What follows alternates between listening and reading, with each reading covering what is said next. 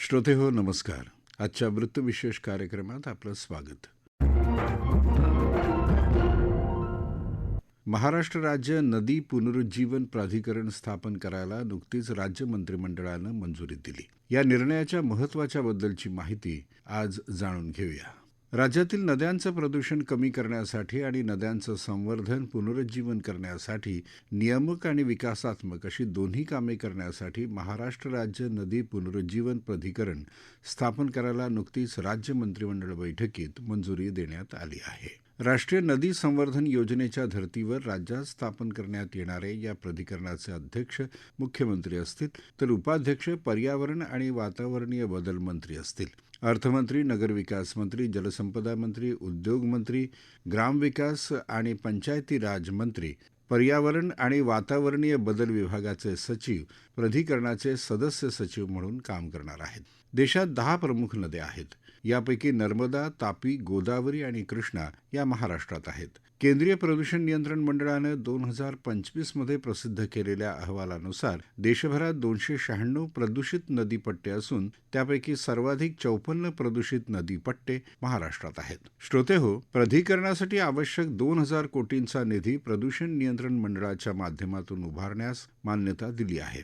तसंच शासनाचं योगदान म्हणून 100 कोटींचा निधी देण्यासही बैठकीत मान्यता देण्यात आली. गौण खनिज उत्खननातून मिळणाऱ्या रकमेच्या 10% इतका निधी दरवर्षी प्राधिकरणास देण्यास मान्यता दिली आहे. याशिवाय विविध कंपन्यांकडून मिळणारा सामाजिक दायित्व निधी, विविध वित्तीय संस्थांकडून होणारा मिश्र वित्त पुरवठा प्राधिकरणासाठी निधी उभारला जाणार आहे. या प्राधिकरण स्थापनेच्या महत्त्वाबाबत जलव्यवस्थापक तज्ज्ञ महेश पाठक यांनी माहिती दिली. राज्य सरकारने 1 एप्रिल 2026 रोजी महाराष्ट्र राज्य नदी पुनरुज्जीवन प्राधिकरण म्हणजेच MSRRA किंवा SARRA या प्राधिकरणाची स्थापना केली आणि त्वरित 2 एप्रिलला त्या स्थापनेची औपचारिक घोषणा केली व राज्यामध्ये त्याच्या संदर्भामध्ये एक खूप छान प्राधिकरणाचा उदय झाला. आपल्याला कल्पना आहे की नद्या महाराष्ट्रातल्या असो किंवा भारतातल्या असो त्या खूप ठिकाणी दूषित झालेलं आहे, त्याचं पाणी दूषित झालेलं आहे. त्याचे कारण पण आपल्याला सगळ्यांना पूर्ण कल्पना आहे. वाढतं शहरीकरण हे प्रामुख्याने मुख्य कारण आहे. वाढते औद्योगिकरण, शेती व शेतीसाठी वापरले जाणारे रासायनिक खतं आणि ते परत नदीला येऊन मिळणं किंवा पाण्याचा अतिउपसा आणि हवामान बदल, त्यामुळे नदीचा एकंदर प्रवाह हा पूर्ण धोक्यात आलेला आहे. त्यामुळे नद्यांचे पुनरुज्जीवन करणं हे खूप आवश्यक आहे. आपल्याला सगळ्यांना कल्पना आहे की हे पुनरुज्जीवन आपल्याकडे नवीन आहे का, तर नाही. भारतात नदी पुनरुज्जीवन व्यवस्थापन हे गंगा नदीवर सुरुवातीला झालं. त्याचा प्राधिकरणाचा आदेश 2016 रोजी केला गेला. त्याद्वारे आपल्याला कल्पना आहे की नमामि गंगे कार्यक्रम हा उत्तर भारतात खूप मोठ्या प्रमाणात चालू आहे. त्याचप्रमाणे राष्ट्रीय नदी संवर्धन योजना ही देखील चालू आहे. आणि त्याच धर्तीवर महाराष्ट्र राज्याने आपल्या राज्यामध्ये ज्या दूषित नद्या आहेत त्यासाठी महाराष्ट्र राज्य नदी पुनरुज्जीवन प्राधिकरण 2026 हे आत्ताच जाहीर केलं. एकंदर जर त्या संदर्भामध्ये देशातील पोल्युटेड नद्यांची स्थिती बघितली तर केंद्रीय प्रदूषण नियंत्रण मंडळ म्हणजे CPCB यांचा 2025 साली जो अहवाल प्रकाशित झाला त्या अहवालानुसार भारतातील 271 नद्यांमधील अंदाजे नद्यांना येऊन मिळणारे 296 प्रवाह हे प्रदूषित आहेत. 2023 मधील 311च्या तुलनेत ही संख्या किंचित कमी असली तरी प्रदूषणाचे प्रमाण हे प्रचंड आहे. आणि याचं मुख्य कारण म्हणजे प्रक्रिया न केलेले सांडपाणी. शहरी सांडपाण्यापैकी जवळजवळ 65 ते 70% सांडपाण्यावर प्रक्रिया होत नाही आणि साधारणतः 30-35% पाण्यावर प्रक्रिया होते. हा ओव्हरऑल भारतातल्या सिच्युएशन गेल्या काही वर्षांपर्यंत होती आणि याचा सगळ्यांचा परिणाम होतोय की हे सगळं सांडपाणी शेवटी नदीला जाऊन मिळतं किंवा औद्योगिक क्षेत्रामधलं जे सांडपाणी असतं किंवा औद्योगिक क्षेत्रांमधलं जे प्रोसेस वॉटर असतं त्याच्यावर पण पूर्ण ट्रीटमेंट न करता ते पण नदीमध्ये सोडलं जातं. त्यामुळे आपल्याला माहिती आहे की ह्या सगळ्या नद्यांवर प्रक्रिया न केलेलं पाणी मिसळल्यामुळे त्याची जैवविविधता पण नष्ट होते, पाण्याची गुणवत्ता ढासळते आणि म्हणूनच याच्यावर खूप मोठं काम करणं आता आवश्यक आहे. महाराष्ट्राचा विचार केला तर आपल्याला कल्पना आहे की मुंबईमधल्या नद्या असू देत, पुण्यामधल्या नद्या असू देत, इतर मोठ्या शहरांमधल्या कोल्हापूर असेल, नागपूर असेल, इतर सगळ्या नद्यांमध्ये प्रदूषणाचं प्रमाण हे कमी जास्त प्रमाणात आहेच. कारण खूप ठिकाणी सिवेज ट्रीटमेंट प्लांट किंवा STP आपण ज्याला म्हणतो की सांडपाणी प्रक्रिया केंद्र हे आयदर कमी प्रमाणात आहे किंवा ते पूर्ण क्षमतेने वापरले जात नाही किंवा त्या सांडपाणी प्रक्रियापर्यंत नेण्यासाठी मलनिस्सारण व्यवस्था ही पूर्णपणे सक्षम नसते आणि म्हणून बऱ्याच वेळेला ते सांडपाणी तसंच नदीत सोडलं जातं. त्याच पद्धतीने औद्योगिक सांडपाणी पण खूप ठिकाणी नदीत सोडलं जातं. काही ठिकाणी घनकचरा डायरेक्ट नदीपात्रात टाकला जातो आणि म्हणून ह्या सगळ्यांचा विचार करून महाराष्ट्र राज्याने खूप मोठं ठोस पाऊल घेतलेलं आहे. त्यांनी महाराष्ट्र नदी पुनरुज्जीवन प्राधिकरण याची स्थापना करत असतानाच महाराष्ट्रातील ज्या 54 प्रदूषित नद्यांची यादी जाहीर झालेली आहे त्या नद्यांच्या पुनरुज्जीवनासाठी पुढील 5 वर्षाचा एक ठोस कार्यक्रम आखलाय. त्यासाठी 2000 कोटी रुपयांची तरतूद पण केलेली आहे आणि दरवर्षी साधारणतः 400 कोटी रुपये ह्या पुनरुज्जीवनासाठी वापरले जाणार आहेत. त्याचा उद्देश एवढा सुंदर असल्यामुळे कळत नकळत आपल्या प्रत्येकाला त्याचा फायदा होणारच आहे आणि उद्देश जो चांगला आहे त्यांचा त्यामध्ये स्वतः प्राधिकरणाचे अध्यक्ष म्हणून माननीय मुख्यमंत्री असतील, पर्यावरण मंत्री उपाध्यक्ष आहेत, त्यात महाराष्ट्रातील महत्त्वाच्या संस्था नागपूरची नीरी किंवा IIT यातील तज्ज्ञांचा समावेश आहे. ह्याद्वारे ह्या नद्यांचं पुनरुज्जीवन होणं आणि त्याच्यातून गाळ काढण्याचे कामं हाती घेतले जाईल. त्याच्यावरचे अतिक्रमणं रोखण्यासाठीचे ठोस उपाययोजना आखलेल्या आहेत. नद्यांना येऊन मिळणारे जे नाले आहेत किंवा औद्योगिक सांडपाणी आहे त्याच्या व्यवस्थापनासाठी त्याच्यामध्ये ठोस तरतुदी केलेल्या आहेत. नदीच्या आजूबाजूच्या अर्बन एरियामधले शहरीकरण होत असलेल्या एरियामधले सांडपाणी व त्याच्यावर प्रक्रिया संयंत्र म्हणजे आपण STP त्याला म्हणतो सिवेज ट्रीटमेंट प्लांट त्याच्यावर ठोस अंमलबजावणी करण्यासंदर्भामध्ये स्पष्ट निर्देश आहेत आणि हे सगळं अंमलबजावणी करण्यासाठी हे जे प्राधिकरण आपण आत्ता ऐकलं किंवा ज्याच्या संदर्भामध्ये आता आपण बोलतो आहोत ते प्राधिकरण ह्या संदर्भामध्ये खूप महत्त्वाचं ठरणार आहे. आपल्याला कल्पना आहे की ह्या सगळ्यांचा जेव्हा अंमलबजावणी होईल तेव्हा त्यांचे निर्णय तेव्हा त्यांचे परिणाम आपल्याला लवकरच दिसणार आहेत. एवढ्या मोठ्या उपक्रमामुळे मोठ्या प्रमाणावर नदी पुनरुज्जीवन होणार यात काही शंकाच नाही आणि म्हणून महाराष्ट्र राज्य हे पहिले राज्य ठरलेले आहे हे म्हटले तर चूक ठरू नये.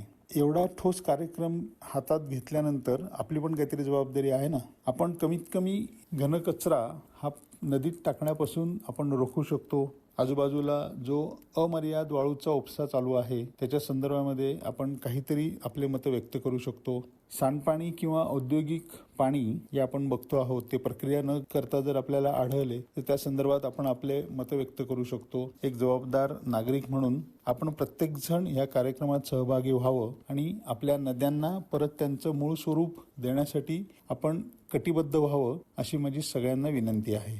श्रोतेहो, विविध योजनांचं एकत्रीकरण करून पूरक धोरणांचीच म्हणजे सांडपाणी प्रक्रिया, औद्योगिक सांडपाण्यासंबंधात उपाययोजना, अतिक्रमणे रोखण्यासाठी नदीकाठचं क्षेत्र निश्चित करण्यासाठी शिफारस करेल. प्राधिकरण अंमलबजावणीसाठी विविध विभागांदरम्यान समन्वय साधेल तसंच जनजागृती लोकसहभाग वाढवण्यासाठी आराखडे तयार करेल. नदीखोरे व्यवस्थापन आराखडे तयार करणे, त्यांची अंमलबजावणी करणे, भूसंपादन, अतिक्रमणे यावरही उपाय शोधेल. अशा प्राधिकरणाची गरज तसंच त्याचं महत्त्व याविषयी माहिती देत आहेत मुंबई हवामान सप्ताह कार्यक्रमाचे संयोजक Shishir Joshi. Maharashtra State River Rejuvenation Authority हे जे प्राधिकरण महाराष्ट्र सरकारने आता स्थापित केलेलं आहे याची संकल्पना नॅशनल ग्रीन ट्रायब्युनल मध्ये 2019 मध्येच झाली होती आणि याच्यात वेगवेगळ्या राज्यांनी असलं एक प्राधिकरण सुरू केलं होतं आणि याच्यात महाराष्ट्र सरकारने आता पहल घेतली आहे. हे खूप गरजेचं आहे. याच्यात 2-3 भाग महत्वाचे आहेत. नुकतंच फेब्रुवारीमध्ये पहिल्यांदाच देशातलं मुंबई क्लायमेट वीक जे महाराष्ट्र सरकारने सपोर्ट केलेलं झालं होतं त्यावेळी पण महाराष्ट्राचे मुख्यमंत्री त्यांनी सांगितलं होतं की पर्यावरणाच्या दृष्टीने ज्या काही जे पाऊल उचलले जायला पाहिजे ते महाराष्ट्र सरकार उचलणार आहे. तर त्या दृष्टीने एका महिन्याभरातच असलं प्राधिकरण याची स्थापना झाली आहे. 2000 कोटी हे एवढे याच्यात गुंतवले जातील पण सगळ्यात मुख्य म्हणजे की 4,262 असं मिलियन लिटर्सचा जो पोल्युटेड स्ट्रेच आहे पाण्याचा, कमीत कमी 54 रिव्हर्स आहेत, नद्या आहेत महाराष्ट्रभराच्या, त्या सगळ्यांचा याच्यात समावेश आहे. त्या सगळ्यांच्या हे प्राधिकरण या सगळ्या नद्यांकडे लक्ष देईल. इंडस्ट्रियल वेस्ट आहे किंवा मॅन मेड क्रिएटेड वेस्ट आहे, त्याचं कसं ट्रीटमेंट करावं. म्हणजे आपण मुंबईत असलो तर मुंबईमध्ये मिठी नदी आहे, त्याचा इतिहास सगळ्यांनाच माहिती आहे. किंवा आपण कृष्णा म्हणा किंवा भीमा म्हणा, गोदावरी म्हणा, तापी, नर्मदा, या सगळ्याच नद्यांकडे या प्राधिकरणाचं लक्ष जाणार आहे. त्याच्यात किती पाण्याची कॅपॅसिटी असते, त्याच्यात इंडस्ट्रियल वेस्ट किती येतं, त्या इंडस्ट्रियल वेस्टमुळे आजूबाजूला राहणाऱ्या वस्त्यांचा किती नुकसान होतो, त्याच्यामुळे आणखी कसं प्रिव्हेंटिव्ह मेजर्स घेता येतील. ही कमिटी स्थापित जी झालेली आहे, ती कमिटी नागरिकांशी संपर्क घेणार आहे, एन्व्हायरमेंटलिस्टशी संपर्क घेणार आहे. त्याशिवाय नद्यांच्या शिवाय जे जे छोटे नाले आहेत, म्हणजे एका दृष्टीने आपण किंवा म्हणजे आपण मिठामुळा जे आहे तर तिथे त्या पावना आहे, ह्या सगळ्या ज्या पाण्याच्या वॉटर बॉडीज आहेत तिथेही लक्ष दिले जाईल की कसं वॉटर क्वालिटी त्याची इम्प्रूव्ह करता येईल, त्याचं कॅपॅसिटी रिव्हर्सची कशी वाढवता येईल, तिथल्या रेसिडेन्शियल एरियाजमध्ये काय काय फरक पडेल.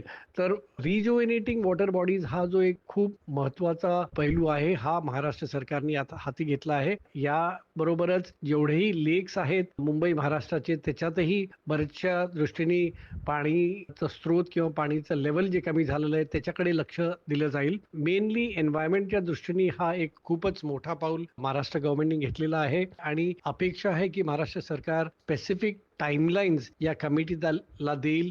जॉग्रफी वाईज प्रत्येक कमिटीला एक टार्गेट दिलं जाईल, त्याच्यावरती रिसर्च आणि स्टडी करण्यासाठी वेगवेगळं फंडिंग दिलं जाईल आणि ही अपेक्षा आहे की या सगळ्यानंतर जो रिपोर्ट सादर केला जाईल त्याच्यावरती इम्प्लिमेंटेशनही केलं जाईल, तेव्हाच मग या असल्या कमिटीचा एक फायदा होऊ शकतो. श्रोते हो, नद्यांचं महत्त्व आणि त्याच्या पुनरुज्जीवनाची गरज यावर सर्वसामान्य नागरिकांचं काय मत आहे हे जाणून घेऊया पुण्याच्या नागरिक मेधा दापके यांच्याकडून.